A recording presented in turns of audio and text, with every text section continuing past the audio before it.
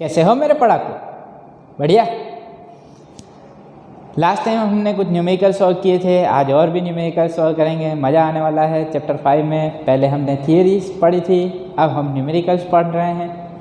आइए स्टार्ट करते हैं एक्सरसाइज न्यूमेरिकल से। Exercise numerical 5.14 figure shows the position versus time graph of a particle of mass 4 kg। मास हमें दिया हुआ है, मास m that is 4 kg। What is the force on the particle for t less than 0? Okay, first case में आ जाएं, a की बात करें तो force on the particle for t less than 0, for t less than 0, चलो 0 से पहले समय के लिए what is the change in position of particle. क्या पोजीशन चेंज हो रही है? x जो है वो क्या है? 0। No change in position for t less than 0, no change in position of the particle.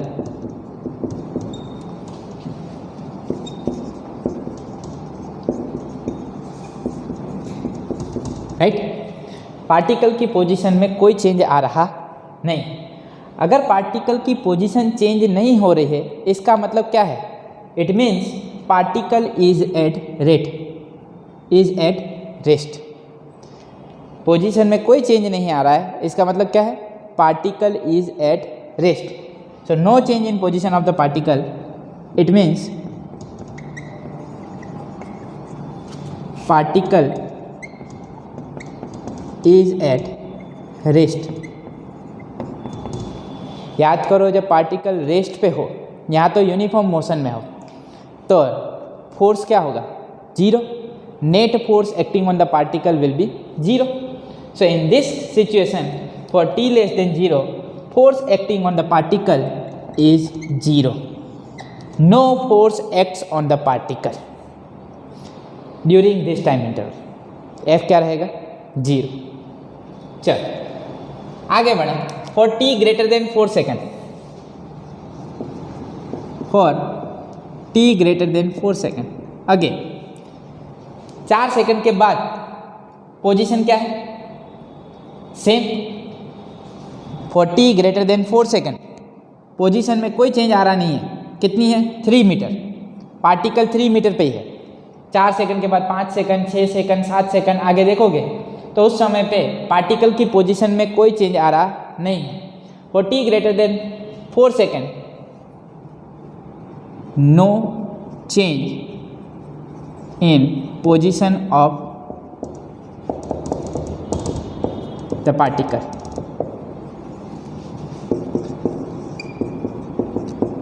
It means particle is at rest. ये पार्टिकल इज एट रेस्ट, याद हो तो Newton's first law of motion पढ़े थे ना। If the particle is at rest और in uniform motion, then net force acting on the particle will be 0। तो net force क्या हो जाएगा? 0। No force acts on the particle. चलो फिर नेक्स्ट टाइम इंटरवल क्या दिया? 0 to 4 second. For 0 to 4 second, okay, for 0 to 4 second के लिए देखें, ऑब्जर्व करें तो 0 से 4 सेकेंड के लिए जाएं तो 1 सेकेंड, 2 सेकेंड, 3 सेकेंड पे पार्टिकल की पोजीशन में चेंज आ रहा है। क्या ठीक? मान लो यहाँ पे 0, 1 मीटर, 2 मीटर ऐसे आगे बढ़ रहा हो, कुछ भी हो सकता है, वो तो ग्राफ का स्लोप निकालेंगे तो पता चलेगा। तो पार्टिकल की पोजीशन में चेंज आ रहा है। Position of particle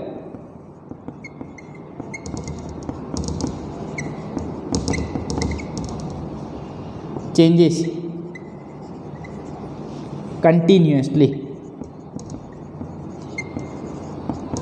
continuously particle की पोजीशन चेंज हो रही है। अगर पार्टिकल की पोजीशन कंटिन्यूसली चेंज हो रही है तो स्लोप निकाल लेना चाहिए। ठीक है, here the graph is straight line. Straight line से हमें मिल जाएगी velocity. So slope of graph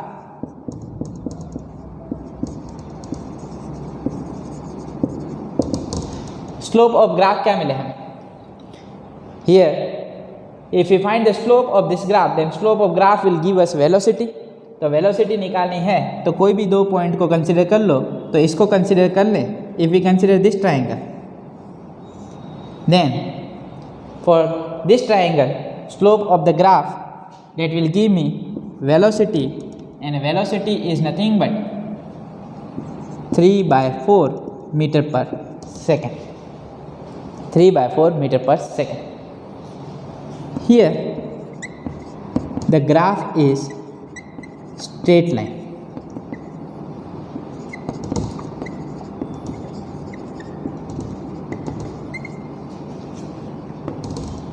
It means particle is moving with uniform velocity. It means particle is moving with uniform velocity. हाँ, यहाँ पे एक कंडीशन भी दी हुई है, ध्यान से देखो। Consider one dimensional motion only. One dimensional motion है इसलिए तो x तो बढ़ता जा रहा है समय के साथ, और स्ट्रेट लाइन होने की वजह से इसका स्लोप जो आएगा वो कैसा रहेगा? कांस्टेंट। तो वेलोसिटी कैसी है? कांस्टेंट। तो वेलोसिटी में कोई चेंज आ रहा नहीं है, यूनिफॉर्म मोशन। तो यूनिफॉर्म मोशन हो चाहे रेस्ट पे हो, फोर्स क्या हो जाएगा? Zero. Moving with uniform velocity therefore force acting on the particle that is zero. क्या ठीक? ओके, चलो पार्ट बी पे आ जाए। तो impulse at t is equal to 0 and t is equal to 4 second. चलो पार्ट बी में impulse निकालने को बोले। क्या निकालने को बोले? इम्पल्स। ठीक, तो इम्पल्स की बात करें तो impulse is equal to change in momentum. Change in momentum, right? यही फॉर्मूला था इम्पल्स का। तो चेंज इन मोमेंटम क्या होता है? m into v minus we naught, right? Final velocity minus initial velocity, M V minus M V naught, final momentum minus initial momentum. चल, तो at t is equal to 0 second impulse is equal to क्या बनेगा? Impulse, चलो मास कितना दिया हुआ है? 4 kg। 4, चल before t is equal to 0 second, ये फाइनल वेलोसिटी और इनिशियल वेलोसिटी के लिए। Before t is equal to 0 second initial velocity, after t is equal to 0 second final velocity. चलो 0 के बाद देखो क्या वेलोसिटी मिल रही है? 0 के जस्ट बाद यूनिफॉर्म वेलोसिटी है। यूनिफॉर्म वेलोसिटी कितनी है?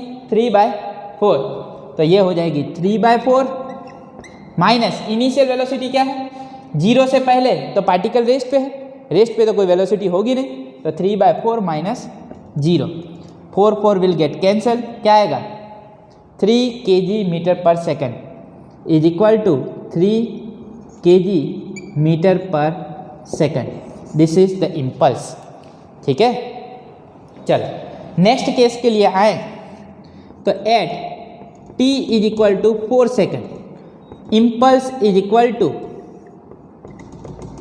m v minus we naught, formula तो वही रहेगा। चलो मास कितना दिया हुआ है? 4 kg। अब v क्या है? फाइनल वेलोसिटी, मतलब वेलोसिटी आफ्टर 4 सेकेंड। एक पर्टिकुलर टाइम पे बोला हुआ है तो उसके पहले की वेलोसिटी और उसके बाद की वेलोसिटी। तो 4 सेकेंड के बाद वेलोसिटी क्या है? 0, पार्टिकल रेस्ट पे है। और बिफोर 4 सेकेंड यूनिफॉर्म वेलोसिटी है, कितनी है? 3/4, तो माइनस 3/4। 4 will get cancel. क्या आंसर आएगा? Minus 3 kg metre per second. So this is the impulse. तो इम्पल्स क्या बनेगा? Minus 3 kg metre per second at t is equal to 4 second and at t is equal to 0 impulse that is 3 kg metre per second. Simple सवाल है, मज़ेदार है, पर हमें graph समझना आना चाहिए। अगर आप लोगों का चैप्टर नंबर 3 क्लियर है, चैप्टर नंबर 3 में हमने बहुत सारे ग्राफ किए, तो अगर ग्राफ तुम्हारे क्लियर हैं, अच्छे से समझ में आ रहे हैं, तो ऐसे क्वेश्चन सॉल्व करने में दिक्कत नहीं आएगी। एक्सरसाइज न्यूमेरिकल 5.14 लिख लो, फिर उसके बाद उसके बाद वाला न्यूमेरिकल सॉल्व करते हैं, exercise numerical 5.15।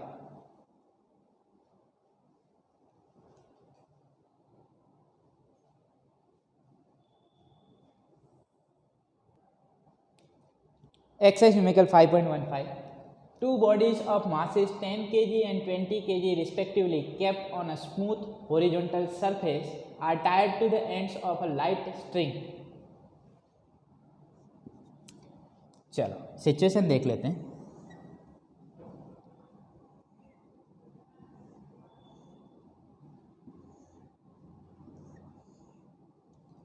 These are two bodies of masses 10 kg and 20 kg, right? Respectively kept on a smooth horizontal surface.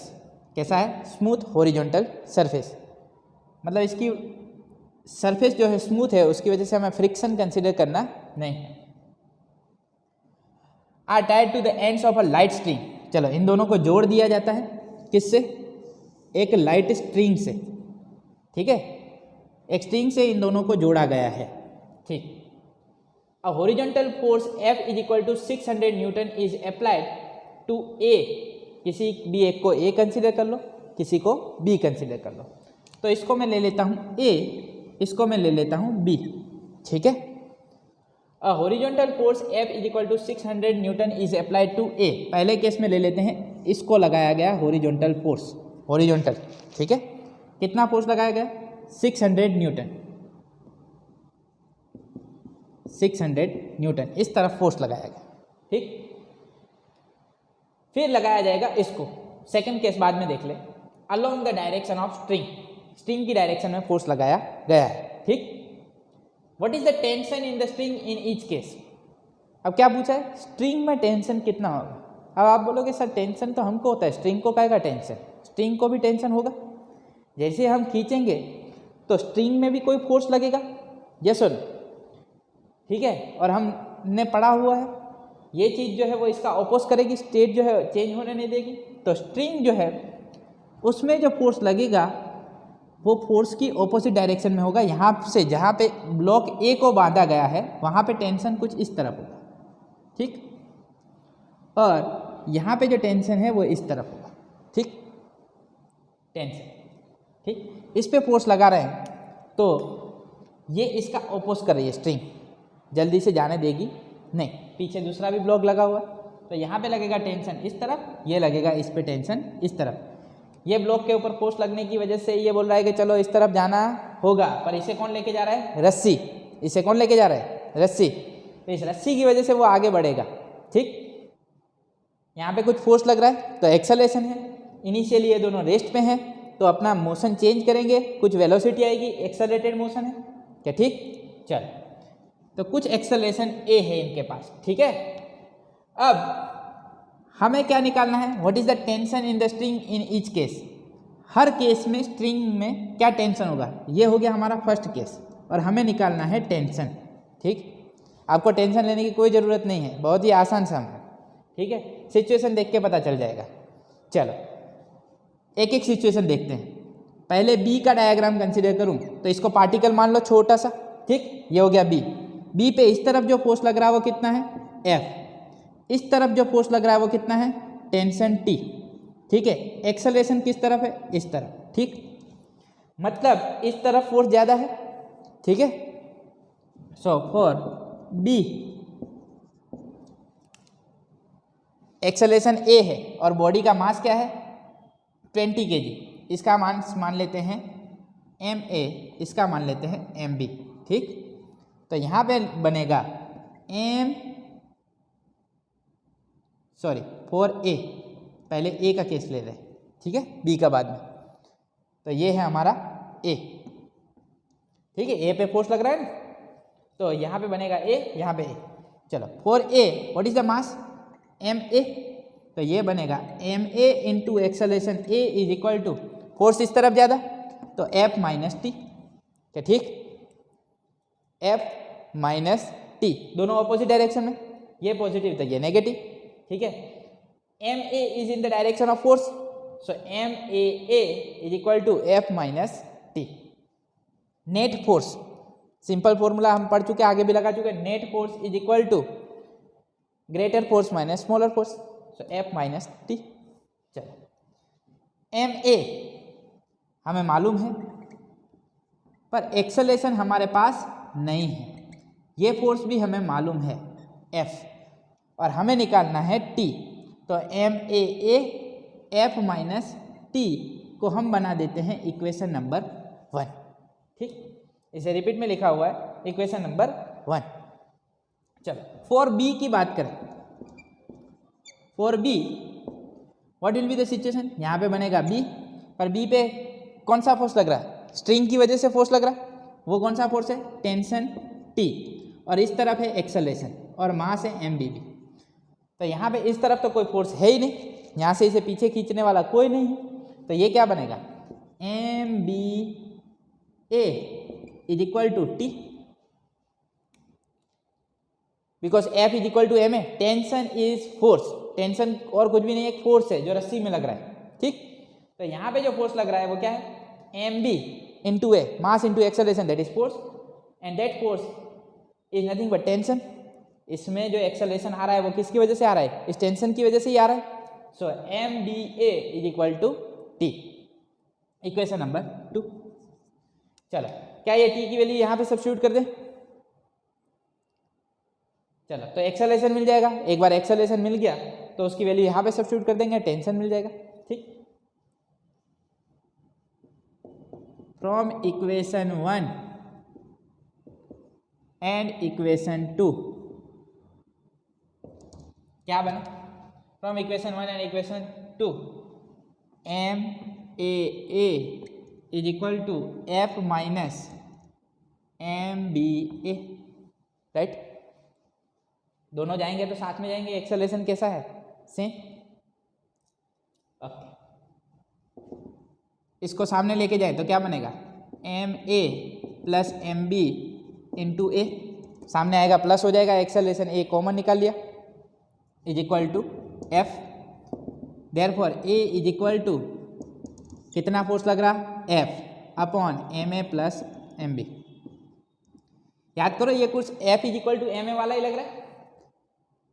F is equal to total mass into acceleration, तो a is equal to force upon mass. Force कितना लगाया? 600 Newton, upon total mass कितना बना? 20 plus 10 30, 0 0 cancel, 60/3 क्या बनेगा? 20। तो acceleration बनेगा 20 metre पर सेकंड स्क्वायर। एक्सेलरेशन मिल चुका है क्या? ठीक, इससे दे देते हैं equation number 3। From equation 2 and equation 3, चलो इक्वेशन 2 एंड इक्वेशन 3 इसमें सब्स्टिट्यूट कर दे, टेंशन मिल जाएगा। M B into A is equal to T. M B कितना है? 10, एक्सेलरेशन कितना मिला? 20, टेंशन कितना आएगा? 200 न्यूटन। क्या मिलेगा? 200 न्यूटन। क्या ठीक? चलो ये हो गया केस 1। चलो अब केस 2 की बात करें तो केस 2 में सिचुएशन क्या बनेगी? ये बना ब्लॉक 10 kg, ये बनेगा ब्लॉक 20 kg। अब ये फोर्स किसको लगाना है? A horizontal force F is equal to 600 newton is applied to B। अब B को लगाएं तो ये हमारा बॉडी B, ये हो गया A, यहाँ पे लगी हुई है स्ट्रिंग, यहाँ पे लगा रहे हैं फोर्स F। इस फोर्स की वजह से यहाँ पे आ जाएगा टेंशन T, यहाँ पे आ जाएगा टेंशन T, दोनों चल देंगे कुछ एक्सेलरेशन से। ठीक, ओके। चलो अब फोर्स तो निकालना है हमें, एक्सेलरेशन निकालना आ चुका है। एक्सेलरेशन वही मिलेगा F upon M A plus M B. निकालना हो ये प्रोसीजर रिपीट करना, एक्सेलरेशन मिल जाएगा। तो यहाँ पे एक्सेलरेशन हमें क्या मिल रहा है? 20 मीटर पर सेकंड स्क्वायर। चाहे इस तरफ से फोर्स लगाओ, इस तरफ से लगाओ, एक्सेलरेशन वही रहेगा। ठीक, चलो टेंशन, टेंशन में चेंज होगा क्योंकि अब 10 kg पे फोर्स लगा रहे हो। ठीक है, तो यहाँ पे टेंशन प्रोड्यूस हो रहा है, ये उसका अपोज कर रहा है। ठीक है ना, inertia depends on mass. State change होना किस पे डिपेंड करता है? मास पे। अब 10 kg पे लगा रहे हो, टेंशन बदल जाएगा। अब ध्यान से देखो टेंशन क्या बनेगा। तो टेंशन निकालना है तो इक्वेशन क्या बनेंगे, यहाँ पे लगाएं तो पहले के लिए 4b इक्वेशन क्या बनेगा, MBA is equal to F minus T, क्या ठीक, एक्सेलरेशन इस तरफ तो फोर्स यहाँ पे ज़्यादा F माइनस टी। 4a क्या बनेगा, MA into A is equal to क्या बनेगा T। बताओ कौन से में रख दूँ एक्सेलरेशन की वैल्यू, पहले वाले में दूसरे वाले में, किस में रखें, दूसरे वाला आसान रहेगा, यहाँ पे रख देते हैं। तो यहाँ पे क्या बन जाएगा, MA कितना है 20 इंटू एक्सेलरेशन कितना है 20 इज इक्वल टू T, कितना बना T is equal to 400 newton. तो कितना टेंशन है स्ट्रिंग में, 400 newton. So tension in the string in first case that is 200 newton and in second case 400 newton. क्या समझ में आया, एकदम परफेक्ट। लिखना है, लिख लो।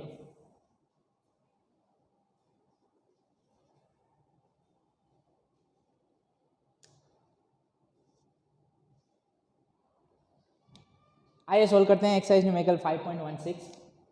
इंटरेस्टिंग है, अब नए तरह के न्यूमेरिकल आ रहे हैं। पहले जो स्ट्रिंग वाला लिया था, स्ट्रिंग में कौन सा फोर्स लगता है, टेंशन। तो यहाँ पे पुली प्रॉब्लम है। 2 masses 8 kg and 12 kg are connected at the two ends of a light inextensible string that goes over a frictionless pulley। Situation कैसी बन रही, ये समझ लो पुली, यहाँ से जा रही एक स्ट्रिंग, ठीक,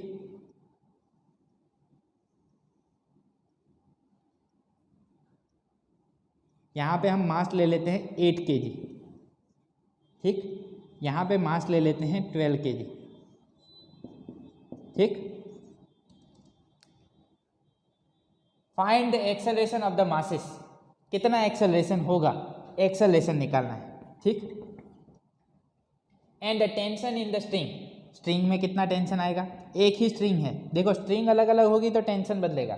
यहाँ पे एक ही स्ट्रिंग है, टेंशन एक ही है, तो टेंशन क्या बनेगा T। When the masses are released, इनको छोड़ दिया जाए तो स्ट्रिंग में टेंशन क्या आएगा। अब छोड़ दिया जाए तो इसमें टेंशन क्यों प्रोड्यूस होगा, वो देखो कैसे बनेगा। अब जैसे ही इनको छोड़ दिया जाए तो ऑब्वियस सी बात है कि 12 kg वाला कौन सी तरफ जाएगा, नीचे की तरफ, क्योंकि इसका मास ज़्यादा है तो इस पर ग्रेविटेशनल फोर्स ज़्यादा होगा। अगर यहाँ पे ग्रेविटेशनल फोर्स ज़्यादा है तो ये 8 kg वाला कहाँ पे जाएगा, ऊपर की तरफ, क्योंकि रस्सी से बांधा हुआ है और पुली है, पुली में फ्रिक्शन नहीं है, फ्रिक्शन लेस पुली दी हुई है, तो ये नीचे जाएगा, तो ये ऑब्वियस सी बात है ये ऊपर की तरफ जाएगा। तो इसके ऊपर जो फोर्स लग रहा है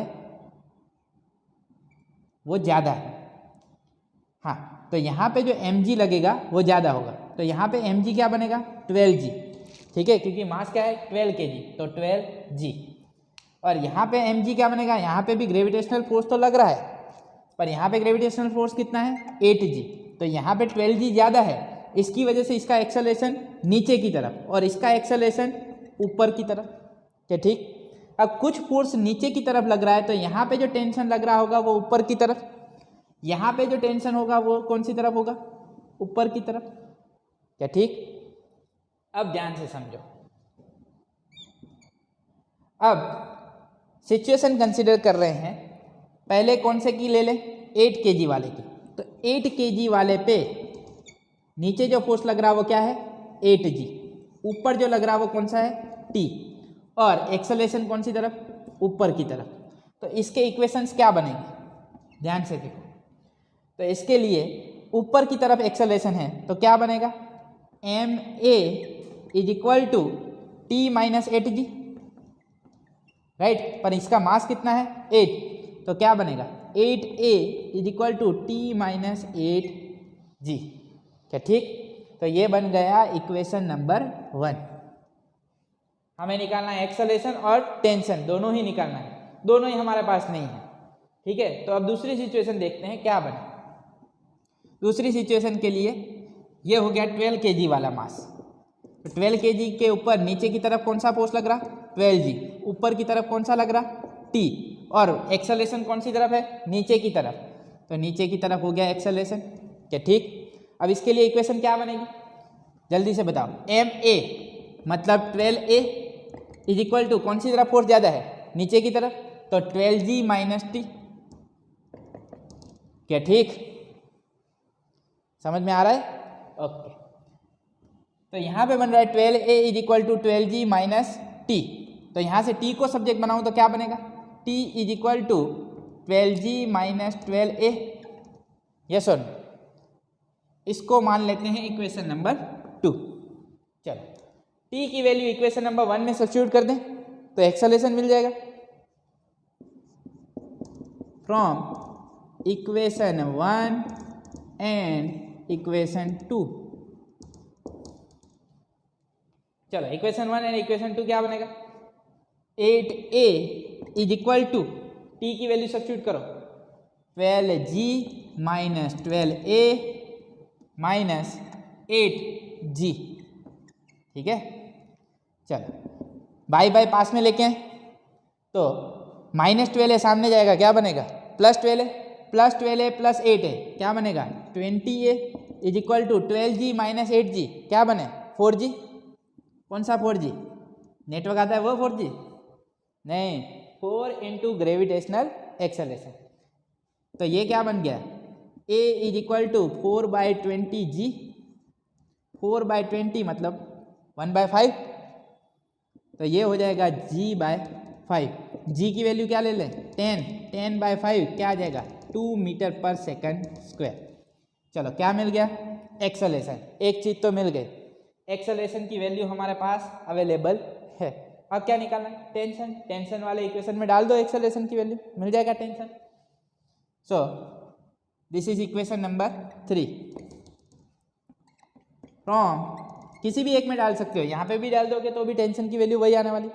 फ्रॉम इक्वेशन 2 एंड इक्वेशन 3 क्या बनेगा, T is equal to 12G minus 12 into A कितना है 2, G कितना है 10, तो 12 इंटू 10 120 माइनस 24, 120 माइनस 24 क्या बने 96, तो टेंशन बनेगा 96 और टेंशन क्या है फोर्स, तो 96 न्यूटन। यूनिट क्या बनेगा टेंशन का, न्यूटन, 96 न्यूटन। क्या अच्छा था न्यूमेरिकल। ऐसे पुली वाले प्रॉब्लम हो गए, मजा आएगा आप लोगों को। तो आप लोगों को ध्यान देना है, मास ज़्यादा है तो इसके लिए एक्सेलरेशन नीचे की तरफ, इसका मास कम है तो एक्सेलरेशन ऊपर की तरफ। फिर तो फ्री बॉडी डायग्राम, इसको बोलते हैं FBD, ड्रॉ कर दोगे आसानी से सॉल्व हो जाएगा। ठीक है, तो ये हो गया हमारा एक्सरसाइज न्यूमेरिकल 5.16। अब आप लोगों के लिए भी कुछ होमवर्क में होना चाहिए। तो चलो आप लोगों को सॉल्व करने हैं एक्सरसाइज न्यूमेरिकल 5.18 एंड 5.19। 2 न्यूमेरिकल दे रहा हूँ सॉल्व करने के लिए, हो जाएंगे, बहुत ही आसान न्यूमेरिकल है। तो exercise numerical 5.18 and 19, this 2 numericals I am giving you in homework. लिखना है लिख लेना, पर यहाँ पे मैं स्टॉप कर रहा हूँ। आज तक के लिए इतना ही। स्वस्थ रहें, मस्त रहें, दीपक सर के साथ पढ़ते रहें। मिलते हैं नेक्स्ट लेक्चर में, तब तक के लिए बाय बाय, थैंक यू।